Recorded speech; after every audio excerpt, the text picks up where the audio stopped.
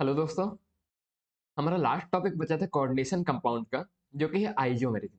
ठीक है, तो थोड़ा आइसोमेरिज्म क्या होता है, कोऑर्डिनेशन कंपाउंड में कैसा होता है देखते हैं। तो आइसोमेरिज्म होता क्या है?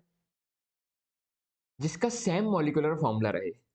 ऐसे कॉम्प्लेक्स कंपाउंड जिनका सेम मॉलिक्यूलर फॉर्मूला हो पर डिफरेंट स्ट्रक्चरल या स्पेशियल अरेंजमेंट हो, उनको हम क्या बोलते हैं? आइसोमर। ठीक है, सेम मॉलिक्यूलर फॉर्मूला मतलब फॉर्मूला एक जैसा रहेगा। देखो, कोऑर्डिनेशन कंपाउंड में जो आइसोमेरिज्म है दो तरह का बताया, या तो स्ट्रक्चर अलग हो। स्ट्रक्चर अलग हो इससे क्या मतलब है हमारा? या तो बॉन्ड लेंथ अलग हो सकती है या ओरिएंटेशन अलग हो सकता है। ठीक है, तो ये क्या कहलाएगा? हमारा स्ट्रक्चरलाइजर। स्पेशियल अरेंजमेंट में स्पेस में लिगेंड्स का अरेंजमेंट अलग हो, मतलब ऐसा हो सकता है दो चीजें क्या है, पास पास है, ए और ए इस मेटल के क्या है, पास पास है। या फिर ऐसा हो सकता है मेटल से ए इस तरफ है, दूसरा क्या है, ए इस तरफ है। ठीक है, तो स्पेस में जो अरेंजमेंट होता है इसके बेसिस पे या फिर स्ट्रक्चर के बेसिस में हमारा कोऑर्डिनेशन कंपाउंड के आइसोमेरिज्म होता है। ठीक है, तो देखो, जो कोऑर्डिनेशन कंपाउंड में आइसोमेरिज्म होता है ये मेनली टू टाइप्स का होता है। पहला स्ट्रक्चरल आइसोमेरिज्म, जिसमें स्ट्रक्चर डिफरेंट होगा। दूसरा है हमारा स्टीरियो आइसोमेरिज्म। तो स्टीरियो आइसोमेरिज्म में क्या होगा? स्पेस में अरेंजमेंट डिफरेंट होगा। ओके, तो एक एक करके दोनों देखते हैं। पहले बात करते हैं स्ट्रक्चरल अरेंजमेंट की। तो स्ट्रक्चरल अरेंजमेंट तो हमारा बहुत ईजी है। तो स्ट्रक्चरल अरेंजमेंट किस कारण से होता है? स्ट्रक्चर के डिफरेंस के कारण। ठीक है, कि कॉम्प्लेक्स का स्ट्रक्चर के कुछ डिफरेंस है उसके कारण हमारा स्ट्रक्चरल आइसोमेरिज्म होता है। ठीक है, ये मेनली फोर टाइप्स का होता है। इसमें पहला आ गया हमारा आयोनाइजेशन आइसोमेरिज्म। सेकंड आ गया हमारा हाइड्रेट या सॉल्वेट आइसोमेरिज्म। थर्ड आ गया लिंकेज आइसोमेरिज्म। एंड फोर्थ आ गया कोऑर्डिनेशन आइसोमेरिज्म। ठीक है, तो पहले हमारा क्या हो गया? आइसोमेरिज्म। आइसोमेरिज्म के अंदर क्या आया? दो टाइप का आइसोमेरिज्म। कौन कौन सा? पहला आ गया स्ट्रक्चरल, दूसरा आ गया स्टीरियो। ठीक है, अब स्ट्रक्चरल के अंदर ये फोर टाइप आए। पहला कौन सा? Ionization. Second hydrate. Third linkage. And fourth कौन सा? हमारा कोऑर्डिनेशन आइसोमेरिज्म। ओके, तो एक एक करके स्ट्रक्चरल के इन टाइप्स को समझते हैं, फिर स्टीरियो के टाइप्स को समझेंगे। तो स्ट्रक्चर आइसोमेरिज्म का पहला टाइप है हमारा आयोनाइजेशन आइसोमेरिज्म। तो आयोनाइजेशन आइसोमेरिज्म में क्या होता है कि देखो, जैसे कि ये दो कंपाउंड है। ठीक है, पहला ये और दूसरा ये। एक CuNH3 का 5SO4 इंटू Br, और सेकंड क्या? CuNH3 5BrSO4। तो देखो, यदि हम इसको पानी में डालेंगे तो हमारे आयंस क्या निकलेंगे? हमारे आयंस निकलेंगे, पहला निकलेगा CuNH3 का होल 5, SO4 का प्लस और Br माइनस। ठीक है, यदि हम इस वाले को पानी में डालेंगे तो क्या बनेगा हमारा? CuNH3 का होल 5, Br का प्लस, 2 प्लस एक्चुअली, और SO4 का 2 माइनस, क्योंकि सल्फेट का चार्ज 2 माइनस होता है। ठीक है, तो देखो, जब हमने इसे पानी में डाला तो एक बार आयन क्या निकल रहा है? Br माइनस निकल रहा है। एक बार आयन क्या निकल रहा है? SO4 2 माइनस निकल रहा है। ठीक है, हालांकि दोनों का यदि हम मॉलिक्यूलर फॉर्मूला यदि देखें तो दोनों का मॉलिक्यूलर फॉर्मूला सेम है। क्या? CuNH3 का होल 5, SO4 Br। तो मॉलिक्यूलर फॉर्मूला तो सेम है, पर ये आयोनाइज डिफरेंटली हो रहा है। एक में Br निकल रहा है, एक में SO4 2 माइनस निकल रहा है। तो ये होता है हमारा आयोनाइजेशन आइसोमेरिज्म। ठीक है, सेकंड देखते हैं। सेकंड है हमारा हाइड्रेट या सॉल्वेट आइसोमेरिज्म। तो इसमें एक्चुअली क्या होता है? इसमें वाटर के बेसिस में होता है। ठीक है, तो देखो, एक में देखो, यदि पहला वाला ये जो कंपाउंड है हमारा, इसके अंदर H2O6 अंदर है। ठीक है, और दूसरा वाला यदि हम देखें तो H2O5 अंदर है और H2O एक बाहर है। तो जो वाटर की लोकेशन है, यदि ये कॉम्प्लेक्स के अंदर अलग है और बाहर अलग है, इस बेसिस में जो हमारा आइसोमर जनरेट होता है ये होता है हाइड्रेट आइसोमरिज्म। ठीक है, तो एक बार डेफिनेशन पढ़ लेना। Hydrate isomerism is a special type of ionization isomerism. This type of isomerism arises due to the presence of water molecules in and outside the coordination sphere। मतलब अंदर अलग वाटर की क्या है, नंबर्स है, बाहर क्या है, नंबर्स वाटर का क्या है, अलग है। ठीक है, तो ये कौन सा हो गया हमारा? Hydrate isomerism. थर्ड है हमारा लिंकेज आइसोमेरिज्म। तो लिंकेज आइसोमेरिज्म ऐसे लिगेंड्स पे आता है जिनकी लिंकेज क्या होती है, डिफरेंट होती है। जैसे कि यहाँ पर हम NO2 को देखें तो NO2 में क्या हो सकता है? ये N से भी कॉम्प्लेक्स से क्या हो सकता है, ऐड हो सकता है N साइड से भी। और दूसरा दूसरा ये यदि हम ONO लिखें तो O साइड से भी क्या हो सकता है, मेटल से ऐड हो सकता है। तो ऐसे लिगेंड को हम क्या बोलते हैं, एम्बीडेंटेंट लिगेंड। तो एम्बीडेंटेंट लिगेंड कौन से लिगेंड होते हैं, जो लिगेंड एक ही होता है पर वो अलग अलग जगह से क्या हो सकते हैं, मेटल से क्या कर सकते हैं, लिंक बना सकते हैं।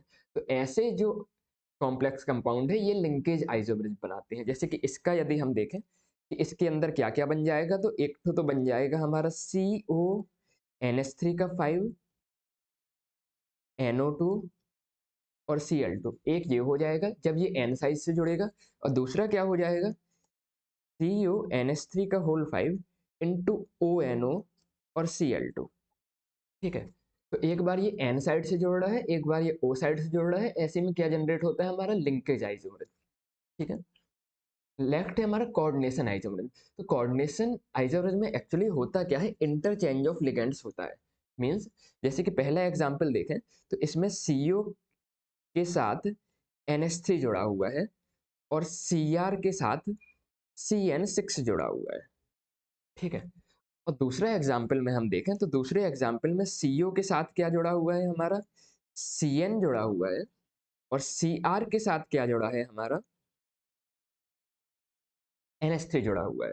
तो लिगेंड की पोजीशन के इंटरचेंज होने के कारण जो आइसोमरिज्म होता है उसको हम बोलते हैं कोऑर्डिनेशन आइसोमरिज्म। ठीक है, समझ में आया। स्ट्रक्चरल आइसोमरिज्म के 4 टाइप थे।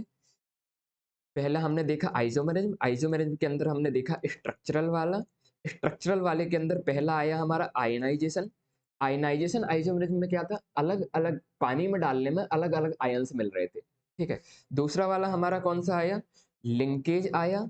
तो लिंकेज में क्या था, एम्बीडेंटेंट लिगेंड अलग अलग जगह से लिंक बनाते हैं, उसके कारण लिंकेज आइसोमरिज्म बन रहा था। कोऑर्डिनेशन आइसोमरिज्म आया। कोऑर्डिनेशन आइसोमरिज्म हमने किसे बोला, जिसमें इंटरचेंज ऑफ लिगेंड हो रहा था। ठीक है, और एक और है हमारा हाइड्रेट आइसोमरिज्म, या फिर जिसको सॉल्वेट भी बोलते हैं। तो हाइड्रेट आइसोमरिज्म में क्या है, वाटर की पोजीशन अलग थी, अंदर अलग थी और वाटर अलग थी, बाहर अलग थी। ठीक है, तो ये आइसोमरिज्म का एक टाइप हो गया स्ट्रक्चरल आइसोमरिज्म। जो दूसरा टाइप होता है इसमें आते हैं हमारे स्टीरियो आइसोमरिज्म। तो स्टीरियो आइसोमेरिज्म में हमने क्या देखा था कि स्टीरियो आइसोमेरिज्म स्पेस में पोजीशन के कारण होता है, अलग अलग पोजीशन के कारण। ठीक है, तो इसके अंदर क्या क्या होता है देखते हैं। तो देखो, स्टीरियो आइसोमेरिज्म की डेफिनेशन में क्या लिखा हुआ है, जिनका सेम केमिकल फॉर्मूला होता है। जिनका केमिकल फॉर्मूला क्या होता है, सेम होता है। केमिकल बॉन्ड भी क्या होते हैं, सेम होते हैं, पर डिफरेंट स्पेसियल अरेंजमेंट, इनका स्पेस में अरेंजमेंट क्या होता है, डिफरेंट होता है। स्टीरियो आइसोमेरिज्म दो टाइप का होता है। पहला होता है हमारा जियोमेट्रिकल आइसोमेरिज्म और दूसरा होता है हमारा ऑप्टिकल आइसोमेरिज्म। पहला कौन सा हो गया हमारा, जियोमेट्रिकल, और दूसरा क्या हो गया, ऑप्टिकल। तो पहले हम समझ लेते हैं कि जियोमेट्रिकल आइसोमेरिज्म एक्चुअली होता क्या है और ऑप्टिकल आइसोमेरिज्म एक्चुअली होता क्या है, फिर इसके बाद इसको कोऑर्डिनेशन कॉम्प्लेक्स के व्यू से देखेंगे। ठीक है, तो पहले बात करते हैं जियोमेट्रिकल आइसोमेरिज्म की। तो जियोमेट्रिकल आइसोमेरिज्म में क्या होता है, देखो इनमें मॉलिक्यूलर फॉर्मूला तो सेम है, कनेक्टिविटी भी सेम है, पर इनकी डिस्टेंस और बॉन्ड एंगल अलग अलग होता है लिगेंड से। ठीक है, मीन्स इनकी डिस्टेंस और बॉन्ड एंगल्स अलग होता है। ठीक है, तो देखो मान लो ऐसा है कुछ, एक एम है, इस साइड कुछ ए लगा हुआ है और इस साइड कुछ बी लगा हुआ है। तो इसमें देखो ए और ए पास पास है।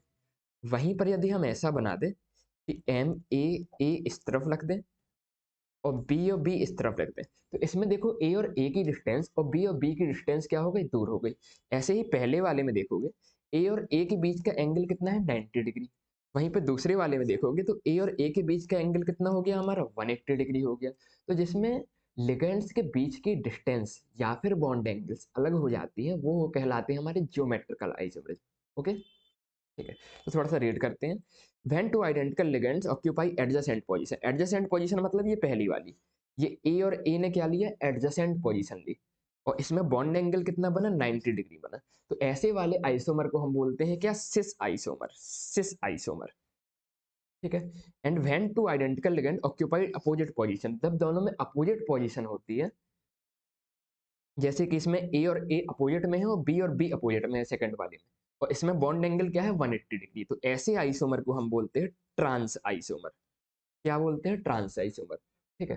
तो ज्योमेट्रिकल आइसोमेरिज्म में क्या होता है, कनेक्टिविटी तो सेम रहती है लेकिन लिगेंड्स के बीच की डिस्टेंस या फिर बॉन्ड एंगल्स अलग होता है। जब एडजेसेंट पोजीशन में होते हैं दोनों लिगेंड तो उसको सिस आइसोमर बोलते हैं। इस केस में बॉन्ड एंगल जो होता है 90 डिग्री होता है। ठीक है। जब अपोजिट पोजीशन में होते हैं दोनों लिगेंड्स तो इस केस में ट्रांस आइसोमर बोलते हैं। इसमें बॉन्ड एंगल कितना होता है हमारा, 180 डिग्री होता है। ठीक है। तो ये हमने अभी ज्योमेट्रिकल आइसोमरिज्म होता क्या है ये समझा। ठीक है।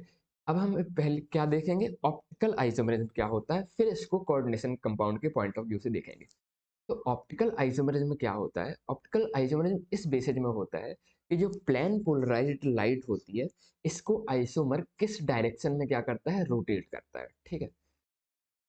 तो मान लो कोई कंपाउंड है, ये प्लेन पोलराइज्ड लाइट एक्चुअली होती क्या है, पहले कभी फिजिक्स में पढ़ा हुआ होगा कि मान लो ये सभी डायरेक्शन में हमारी लाइट क्या है जा रही है, फिर इसको क्या करते हैं हम निकोल प्रिज्म में पास करते हैं तो ये एक सिंगल डायरेक्शन में निकलती है। इसको हम क्या बोलते हैं, प्लेन पोलराइज्ड लाइट। तो प्लेन पोलराइज्ड लाइट को कोई आइसोमर किस डायरेक्शन में क्या करता है, रोटेट करता है, इसके बेसिस में हम ऑप्टिकल आइसोमरिज्म को डिफाइन करते हैं। ठीक है। प्लेन पोलराइज्ड लाइट को जो राइट साइड में रोटेट करे, मतलब जो राइट साइड में रोटेट करे उसको हम बोलते हैं डेक्स्ट्रोफॉर्म। वहीं पर कोई आइसोमर प्लेन पोलराइज्ड लाइट को यदि लेफ्ट डायरेक्शन में रोटेट करता है तो हम इसको क्या बोलते हैं, लीबोफॉर्म। ओके। जो प्लेन पोलराइज्ड लाइट को राइट डायरेक्शन में क्या करेगा, रोटेट करेगा, तो इसको हम बोलेंगे डी फॉर्म या फिर डेक्स्ट्रोफॉर्म। और जो प्लेन पोलराइज्ड लाइट को लेफ्ट डायरेक्शन में रोटेट करेगा इसको हम बोलेंगे एल फॉर्म या लीबो फॉर्म। ओके। तो ये होता है हमारा ऑप्टिकल आइसोमर, मींस इसकी प्रॉपर्टी में क्या डिफरेंस है, ये लाइट को अलग अलग डायरेक्शन में रोटेट करते हैं। ठीक है। आगे देखते हैं ऑप्टिकल आइसोमरिज्म। ऑप्टिकल आइसोमरिज्म के बारे में कुछ और चीजें, a pair of optical isomer which are non superimposable mirror images are called enantiomer. Means मान लो हमारे पास कुछ ऐसा है पी, ठीक है, और ये हमने क्या लिया, मिरर लिया, तो इसकी मिरर इमेज कैसी बनेगी, कुछ ऐसी बनेगी। अब देखो हम पहले वाले को यदि उठा के दूसरे वाले पे रखेंगे तो कुछ क्या बनेगा, पहले वाले को उठा के यदि हम दूसरे वाले को रखेंगे तो ये हो गया हमारा क्या, दूसरा वाला, और पहला वाला कुछ इस तरह से आ जाएगा। मतलब ये क्या है, पहला वाला जो फॉर्म है ये दूसरे वाले को ढक नहीं पाएगा। तो इसको हम क्या बोलते हैं, नॉन सुपर इम्पोजेबल। ठीक है। तो ऐसे पेयर जैसे कि ये दोनों पेयर हैं जो एक दूसरे की मिरर इमेज हैं पर एक दूसरे को ढक नहीं पा रहे हैं, इनको हम बोलते हैं नॉन सुपर इम्पेजेबल। इनके पेयर को हम क्या बोलते हैं, इनेंसियोमर। क्या बोलते हैं, इनेंसियोमर। ठीक है। Equimolar mixture of T form and L form is called racemic mixture. Racemic mixture क्या होता है, मान लो कोई एक मिक्सचर है जिसमें बराबर वैल्यू में बराबर कंटेंट में एल टी फॉर्म भी रिप्रेजेंट है और एल फॉर्म भी रिप्रेजेंट है, तो इस मिक्सचर को हम क्या बोलते हैं, रेसमिक मिक्सचर। तो देखो रेसमिक मिक्सचर तीसरा पॉइंट लिखा है ऑप्टिकली इनएक्टिव होता है। ऑप्टिकली इनएक्टिव मतलब लाइट को रोटेट नहीं करेगा, मतलब क्यों नहीं करेगा, तो देखो मान लो हमारा रेसमिक मिक्सचर है, इसमें डी फॉर्म और एल फॉर्म दोनों हैं। तो डी फॉर्म मान लो राइट साइड में रोटेट करेगा 50 डिग्री, तो एल फॉर्म भी कहाँ करेगा, लेफ्ट में करेगा 50 डिग्री। तो टोटल यदि हम देखेंगे तो टोटल डी ने राइट में किया, एल ने लेफ्ट में किया, टोटल लाइट कहीं भी रोटेट नहीं हुई। ठीक है। तो इस ऐसे मिक्सचर को हम क्या बोलते हैं, रेसमिक मिक्सचर। ठीक है। तो हमने दो चीजें और देखी, इनेंशियोमर क्या होता है, जिसकी नॉन सुपरइम्पोजेबल मिरर इमेजेस बने उनके पेयर को हम बोलते हैं इनेंशियोमर। और बराबर मात्रा में जिसमें डी फॉर्म और एल फॉर्म दोनों हो उसको हम बोलते हैं रेसमिक मिक्सचर। ठीक है। अच्छा ऐसा भी हो सकता है क्या कि कोई सुपर इम्पोजेबल मिरर इमेजेस बन, तो मान लो हमारा ए है, ए की यदि हम मिरर इमेज बनाएंगे तो ए ही बनेगी। तो ए को यदि ए के ऊपर उठा के रखेंगे हम तो ए पूरा का पूरा ढक जाएगा, तो इसको हम क्या बोलते हैं, सुपर इम्पोजेबल। ठीक है। और जिसमें नहीं ढकता है, जैसे पी और क्यू के एग्जाम्पल में नहीं ढक रहा था, इसको क्या बोलते हैं हम, non super imposable. Okay. Optical isomerism के लिए कंडीशन क्या है, तो ऑप्टिकल आइसोमेरिज्म के लिए ये कंडीशन है कि इसमें कोई भी प्लेन ऑफ सिमेट्री प्रेजेंट नहीं होना चाहिए। मतलब यदि कोई भी प्लेन ऑफ सिमेट्री हमें मिल जाती है तो हम ये बोल सकते हैं कि वो चीज़ कैसी होगी, ऑप्टिकली इनएक्टिव होगी। तो ये पॉइंट बहुत इंपॉर्टेंट है, याद रखना है। कि यदि किसी भी मॉलिक्यूल में प्लेन ऑफ सिमेट्री प्रेजेंट है तो वो क्या होगा, ऑप्टिकली इनएक्टिव होगा। यदि प्लेन ऑफ सिमेट्री प्रेजेंट नहीं होगी तो वो क्या होगा, ऑप्टिकली इनएक्टिव होगा। ठीक है, आगे देखते हैं। ये सेम हो गया क्या? तो अब देखो हमारी जिंदगी में दो विलन है। कौन कौन से दो विलन है? एक कोऑर्डिनेशन नंबर 4 वाले और एक कोऑर्डिनेशन नंबर 6 वाले। देखो कोऑर्डिनेशन नंबर 4 में क्या होते हैं, दो शेप बनते हैं। पहला कौन सा, टेट्राहेड्रल, और दूसरा कौन सा हमारा, स्क्वायर प्लेनर। ठीक है, और कोऑर्डिनेशन नंबर 6 में क्या होता है, कोऑर्डिनेशन नंबर 6 में एक ही शेप बनता है, ऑक्टाहेड्रल। तो पहले हम कोऑर्डिनेशन नंबर 4 को समझते हैं, इसके ज्योमेट्रिकल आइसोमर समझेंगे, इसके ऑप्टिकल आइसोमर समझेंगे, हर शेप के, टेट्राहेड्रल के भी और स्क्वायर प्लेनर के भी। ठीक है, फिर उसके बाद कोऑर्डिनेशन नंबर 6 पे आएंगे।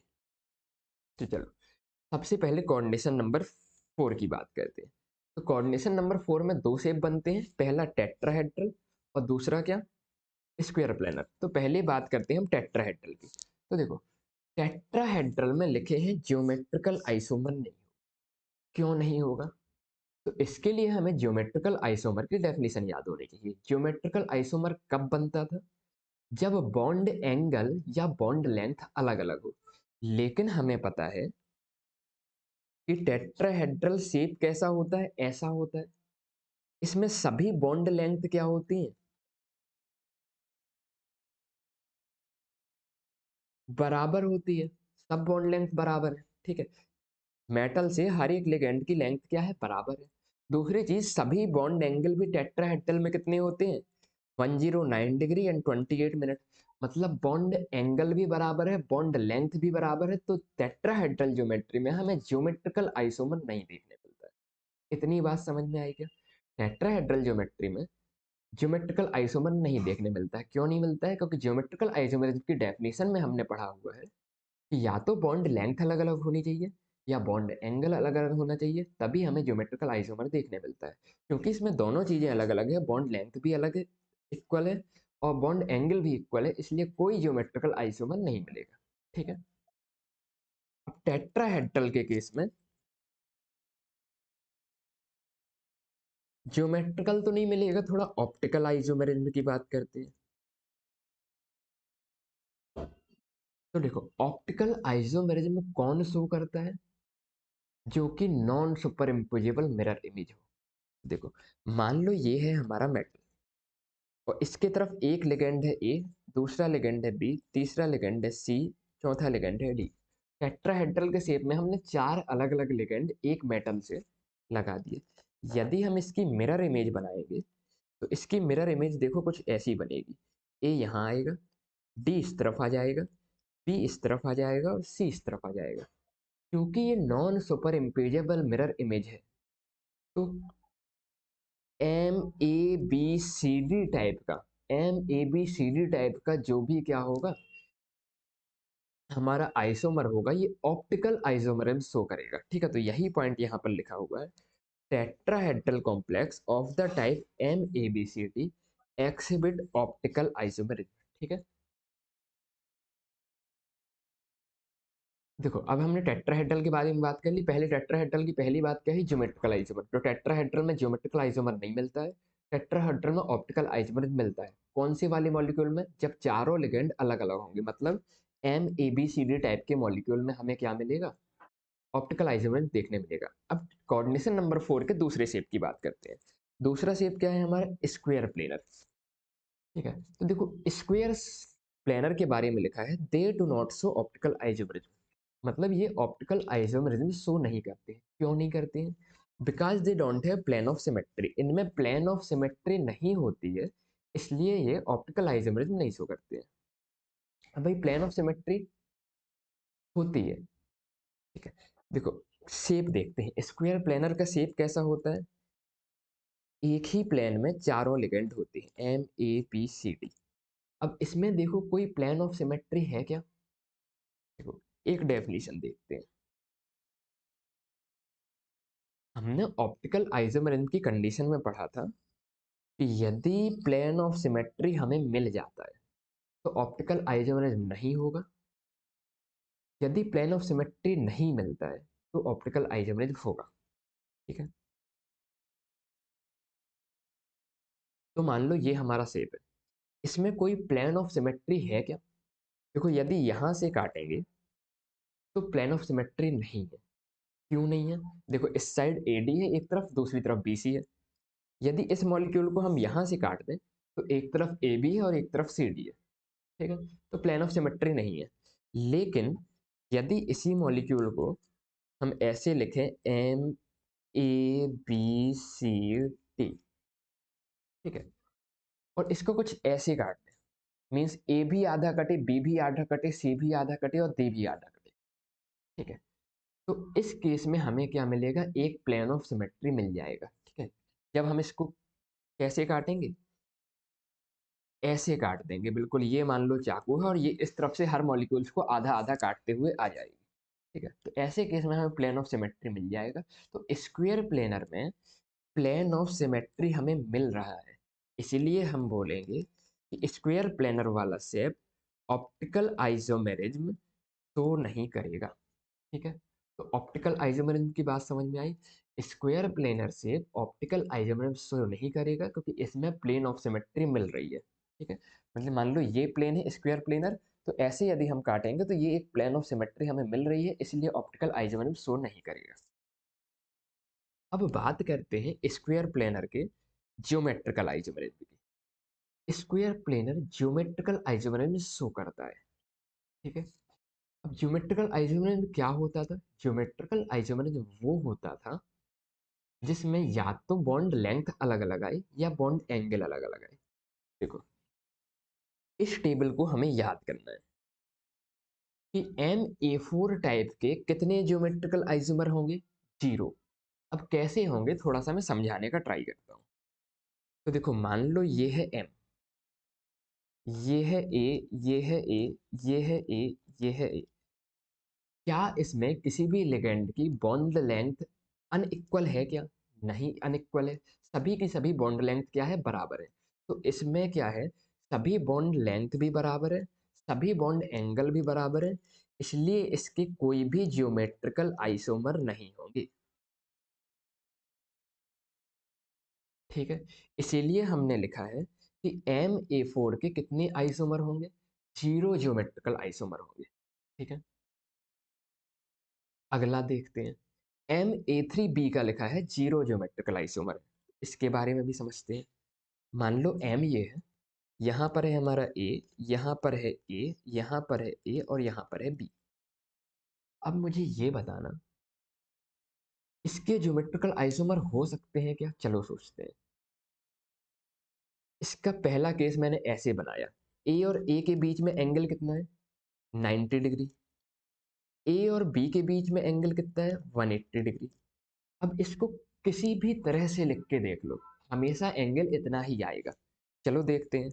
मान लो दूसरी तरह से मैंने मेटल यहाँ लिखा, ए यहाँ लिखा, बी इस बार मैंने यहाँ लिख दिया, ए यहाँ लिख दिया और ए यहाँ लिख दिया। अब कोई मुझसे पूछेगा ए और ए के बीच में एंगल कितना है, तो मैं बोलूंगा 90 डिग्री। कोई मुझसे पूछेगा ए और बी के बीच में एंगल कितना है, तो मैं बोलूंगा 180 डिग्री। तो इसको भी चाहे जैसे लिख लो, इसका एंगल नहीं बदल रहा है, इसलिए इसके भी नो ज्योमेट्रिकल आइसोमर, इसके भी ज्योमेट्रिकल आइसोमर नहीं होंगे। इतना समझे क्या? ठीक है, क्यों नहीं होंगे? क्योंकि हमें हर जगह से बॉन्ड लेंथ और बॉन्ड एंगल क्या आ रही है? बराबर आ रही है। इसीलिए हमने इसमें लिखा है MA3B के लिए ज्योमेट्रिकल आइसोमर कितने होंगे? 0 होंगे।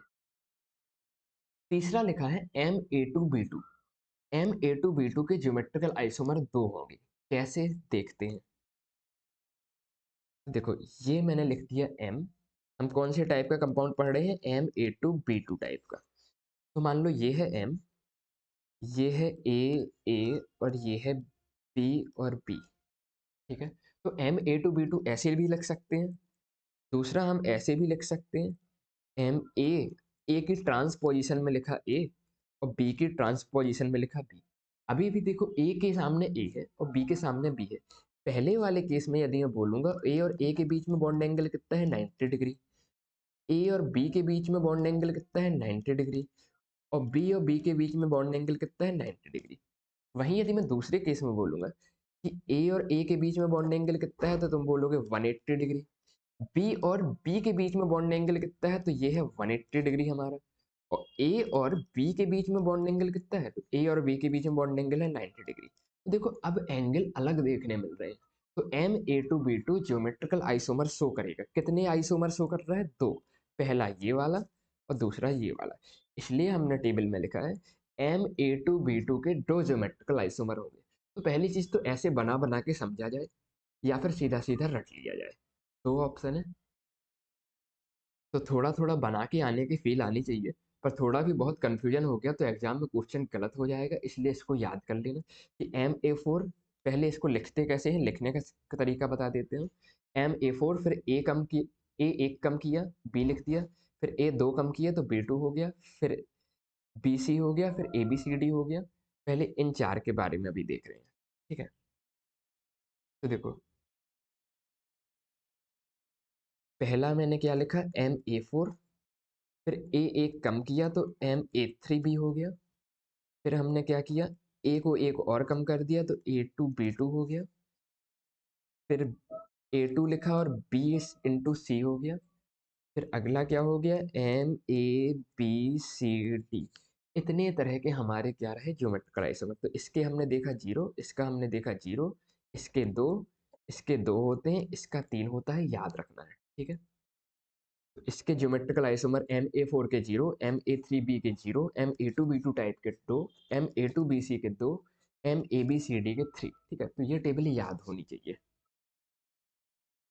अब नीचे के दो और बचते हैं, एम ए और ए बी। ठीक है, तो इसका मतलब एक्चुअली क्या है ये देखते हैं। एम ए का होल ट्वाइस, इसमें ए क्या है? ए एक बाइडेंटेंट सिमेट्रिकल लिगेंड है। Bidentate symmetrical ligand. एग्जाम्पल के लिए, एग्जाम्पल के लिए देखो सी एच टू NH2 क्या ये सिमेट्रिकल है? हाँ है। क्या ये बाइडेंटेट है? हाँ है। ये मेटल से दो जगह से जुड़ सकता है। तो ये क्या कहलाया हमारा, बाइडेंटेट सिमेट्रिकल लिगेंड। ठीक है, एम ए होल ट्वाइस। तो इसके ज्योमेट्रिकल आइसोमर कितने देखने मिलते हैं? जीरो। क्यों? देखो ऐसा देख लेते हैं, यदि कोई मेटल है तो पहला ए कुछ इस तरफ से जुड़ गया और दूसरा ए कुछ इस तरफ से जुड़ गया, तो देखो फिर भी सिमेट्रिकल बन रहा है चारों तरफ से। इसलिए हमने क्या बोला कि इसके ज्योमेट्रिकल आइसोमर जीरो देखने के लिए मिले। ठीक है, अब बात करते हैं तीसरे वाले, लास्ट वाले M A B whole twice की। तो जो M A B whole twice है हमारा, इसमें ए बी क्या होता है? ए बी होता है अनसिमेट्रिकल। Unsymmetrical bidentate ligand. ठीक है, मतलब ये मेटल से ए और बी दोनों तरह से जुड़, जगह से जुड़ सकता है, इसलिए ये बाइडेंटेट है। और इसमें ए और बी दो अलग अलग चीजें हैं, इसलिए ये अनसिमेट्रिकल है। तो इसके कितने आइसोमर होंगे? दो ज्योमेट्रिकल आइसोमर होंगे। कैसे? मान लो ये हमने लिखा मेटल, ये है हमारा ए और बी। तो ऐसे ए और बी जुड़ गया, तो इसको हम बोलेंगे सिस फॉर्म, जिसमें ए और ए क्या है, पास पास है। वहीं पर ऐसा हुआ कि ए इस तरफ लिखा मैंने, बी इस तरफ लिखा, और दूसरी बार मैंने बी इस तरफ लिखा और ए इस तरफ लिख दिया, तो इसको क्या बोलेंगे, ट्रांसफॉर्म। तो M A B whole twice के कितने आइसोमर होंगे? दो होंगे। ठीक है, पहला फॉर्म किसको बोलेंगे, सिस फॉर्म, दूसरा किसको बोलेंगे, ट्रांसफॉर्म। तो इतनी चीजें समझ में आती हैं, अच्छी बात है। लेकिन फिर भी याद रखना है, जिससे हमारा क्वेश्चन जल्दी हो जाए। तो हमें इतनी टेबल में जितनी चीजें हैं कि एम ओ फोर के zero geometrical isomer, M A three B के zero, M A two B two के दो, M A two B C के दो, M A B C D के three, M A whole twice के zero, M A B whole twice के दो। ठीक है, तो इससे इसको याद रखेंगे तो हमारा आंसर जल्दी हो जाएगा। कैसे जल्दी हो जाएगा, चलो एक दो एग्जाम्पल से देखते हैं।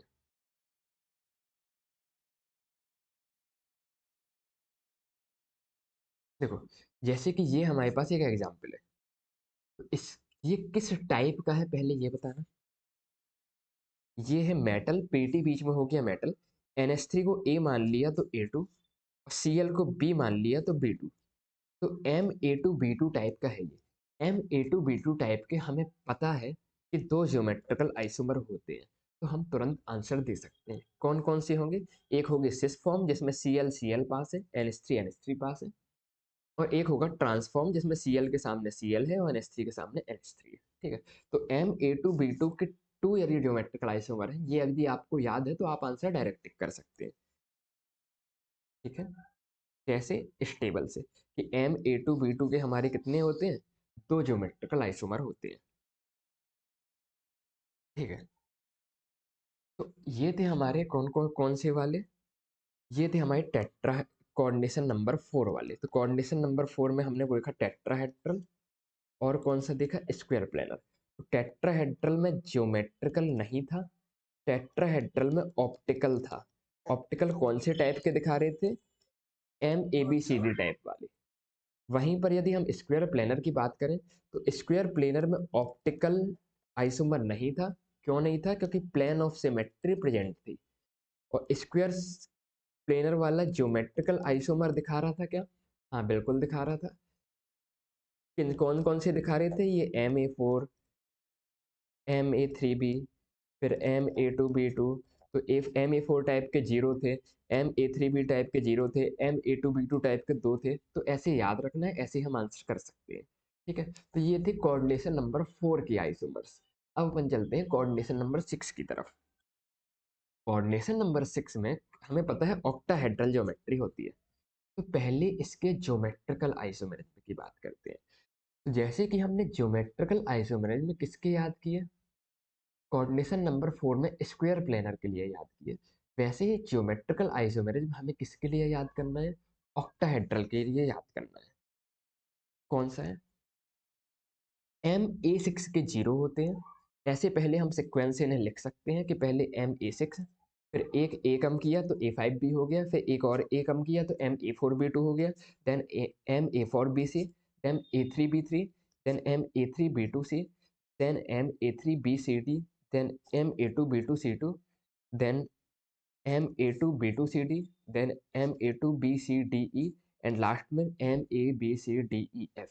तो 0 0 2 2 2 3 4 5 6 9 15 ये याद रखना है। ठीक है, क्योंकि हम सभी को बना के हमेशा नहीं देख सकते, बहुत ज़्यादा समय लग जाएगा। ठीक है, एक बार कैसे लिखते हैं मैं लिख के बता देता हूँ खुद से कैसे लिखते हैं। पहले हमने लिखा Ma6।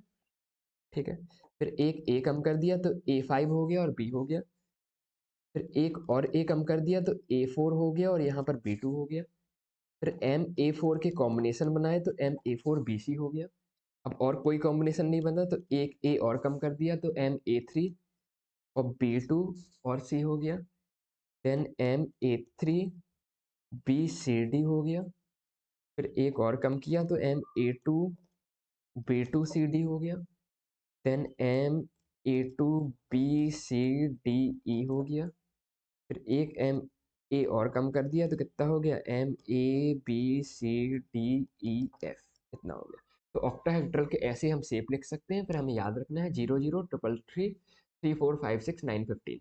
ओके, तो ये तो हो गए हमें ऑप्टिकल के क्या ज्योमेट्रिकल आइसोमर। यदि थोड़ा सा फील लेके देखना चाहो तो मैं एक आध एग्जाम्पल दिखा देता हूँ। देखो, मान लो Ma6 बनाता हूँ। तो ज्योमेट्रिकल आइसोमर में क्या होता है? चार इन द प्लेन होते हैं। देखो, ए, और दो क्या होते हैं? आउट ऑफ द प्लेन होते हैं, ऊपर और नीचे। देखो, इसमें सभी की बॉन्ड लेंथ क्या है? बराबर है। हमेशा कोई भी ओरिएंटेशन चेंज नहीं हो सकता, बॉन्ड एंगल भी हमेशा फिक्स रहेंगे, इसलिए इसका ज्योमेट्रिकल आइसोमर हमने लिखा 0। वहीं पर यदि मैं बात करूं Ma4B2 की, तो देखो,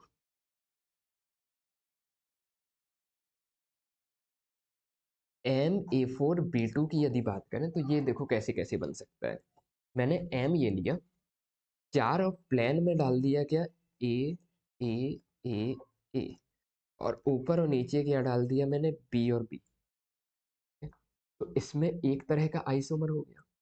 ठीक है, दूसरे तरह का क्या बन सकता है कि मैंने मेटल यहाँ पे लिया, यहाँ पर लिखा मैंने ए, ए, और एक बी मैंने यहाँ डाल दिया, एक बी मैंने यहाँ डाल दिया। ठीक है, और यहाँ पर क्या डाल दिया ए। ठीक है, तो ये दो तरह के आइसोमर इसके बन सकते हैं। एक में क्या हो गया, बी और बी हमारा आमने सामने हो गया, और दूसरे में बी और बी हमारा पास पास हो गया। तो एडजेसेंट वाला क्या कहलाता है, सिस, और आमने सवाल सामने वाला क्या कहलाता है, ट्रांस। तो ऐसे MA4B2 के दो आइसोमर होते हैं। ठीक है, तो ऐसे हम बना के चेक कर सकते हैं कि MA4B2 के कितने आइसोमर होंगे, दो आइसोमर होंगे। ठीक है, तो ये टेबल हमें याद रखनी है, तो इससे हम ज्योमेट्रिकल आइसोमरिज्म का आंसर तुरंत दे सकते हैं, किसका, कोऑर्डिनेशन नंबर 6 के लिए। देखो, जैसे कि ये वाला फॉर्म है, ये किस फॉर्म का है, ये देखो इसमें मेटल लिखा है, फिर एक पहले टाइप का लिगेंड के नीचे 4 लिखा है, फिर दूसरे टाइप के लिगेंड के नीचे 2 लिखा है। तो MA4B2 के कितने टाइप होते हैं, दो ज्योमेट्रिकल आइसोमर होते हैं। कैसे कैसे, एक सिस वाला जिसमें दो आसपास है, और एक ट्रांस वाला जिसमें दो क्या है, आमने सामने। तो ऐसे हम आंसर ज्योमेट्रिकल आइसोमर्स के दे सकते हैं। ठीक है, तो ऑप्टिकल आइसोमरिज्म के दो केस, पहला कौन सा, ज्योमेट्रिकल, और दूसरा क्या, ऑप्टिकल। कंडीशन नंबर 6 के दो केस, एक ज्योमेट्रिकल, एक कौन सा, ऑप्टिकल। तो ज्योमेट्रिकल वाले के लिए हमने एक टेबल याद कर ली, अब ऑप्टिकल वाले की तरफ चलते हैं। ठीक है, इसमें से ये दो नाम और याद रखना है। इसमें क्या है कि देखो, NO2 इसमें क्या मिल रहा है, देखो ये पहली चीज तो है किस टाइप का, MA3B3 टाइप का है। तो MA3B3 टाइप का यदि हम टेबल में देखें, तो MA3B3 टाइप के कितने आइसोमर लिखे हैं, दो ज्योमेट्रिकल आइसोमर लिखे हैं। तो आंसर तो हम डायरेक्ट दे सकते हैं, बस थोड़ा सा एक दो लाइन और इसके बारे में पता होनी चाहिए कि यदि NO2 देखो एक ही प्लेन में है, इसको हम बोलते हैं मेरीडोनल।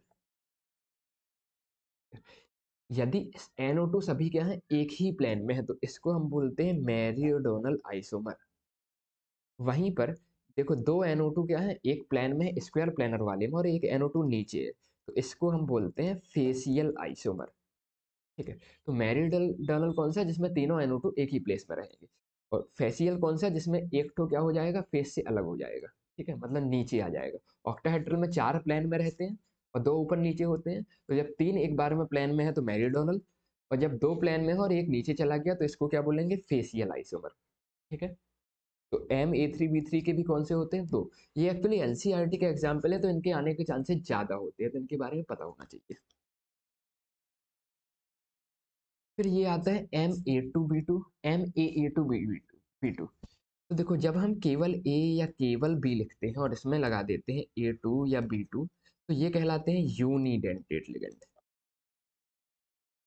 और जब ए लिखते हैं या AB लिखते हैं, तो ये हमने कोऑर्डिनेशन नंबर 4 में भी देखा था, इसको क्या बोलते हैं, ए को बोलते हैं सिमेट्रिकल बाइडेंटेट लिगेंड। वहीं AB को क्या बोलते हैं, अनसिमेट्रिकल यूनिडेंटेट लिगेंड। ठीक है, तो इसके आइसोमर्स भी कितने होते हैं, वैसे तो हमारा स्ट्रक्चर देख के याद तुरंत समझ में आ जाएगा, अपन थोड़ा सा एक एक करके देख लेते हैं। NCERT का एग्जाम्पल याद करना बहुत जरूरी है। ठीक है, जैसे कि ये देखो, ये किस टाइप का है, EN के बारे में हमें पता है, EN क्या होता है, सिमेट्रिकल बाइडेंटेट लिगेंड होता है। तो EN हो गया AA इंटू होल ट्वाइस। ठीक है, और ये Cl यूनिडेंटेट लिगेंड है, तो Cl को हम लिख सकते हैं B2। तो MAA2B2 के कितने होते हैं ज्योमेट्रिकल आइसोमर, दो। ऐसा हम इस टेबल से क्या कर सकते हैं, देख सकते हैं। MAA2B2 के दो ज्योमेट्रिकल आइसोमर होते हैं, कौन कौन से दो, पहला जब जिसमें Cl और Cl एक ही साइड आ जाएगा, मतलब सिस वाला। दूसरा जिसमें Cl और Cl क्या हो जाएगा, अपोजिट साइड में आएगा, तो ये क्या हो जाएगा, ट्रांस वाला। अभी हमने किसकी बात करी, ज्योमेट्रिकल आइसोमर की। ज्योमेट्रिकल आइसोमर किससे, बॉन्ड एंगल से देखते हैं, तो इसमें देखो बॉन्ड एंगल कुछ अलग है, इसमें इन दोनों के बीच में बॉन्ड एंगल कुछ अलग है। ठीक है, अब इसके ऑप्टिकल आइसोमरिज्म की बात करते हैं। देखो, यदि मैं इसमें पहला वाला देखूं और दूसरा वाला देखूं, तो देखो पहला वाला सिमेट्रिकल नहीं है। ठीक है, पहला वाला अनसिमेट्रिकल है। तो अनसिमेट्रिकल वाला जो होगा, ये हमेशा क्या करेगा, ऑप्टिकल आइसोमेरिज्म में शो करेगा। हमने ये देखा था किसी की यदि हम मिरर इमेज बनाएंगे तो वो सुपर इम्पोज यदि नहीं कर रही है, non superimposable mirror image दे रही है, तो वो ऑप्टिकल आइसोमेरिज्म शो करता है और उसे ऑप्टिकली एक्टिव बोलते हैं। तो पहले वाले में कोई भी प्लेन ऑफ सिमेट्री नहीं है, तो ये ऑप्टिकल आइसोमेरिज्म शो करेगा। वहीं दूसरे वाले में बहुत सारी प्लेन ऑफ सिमेट्री है, देखो इसको ऐसे भी काट सकते हैं, ऐसे भी काट सकते हैं।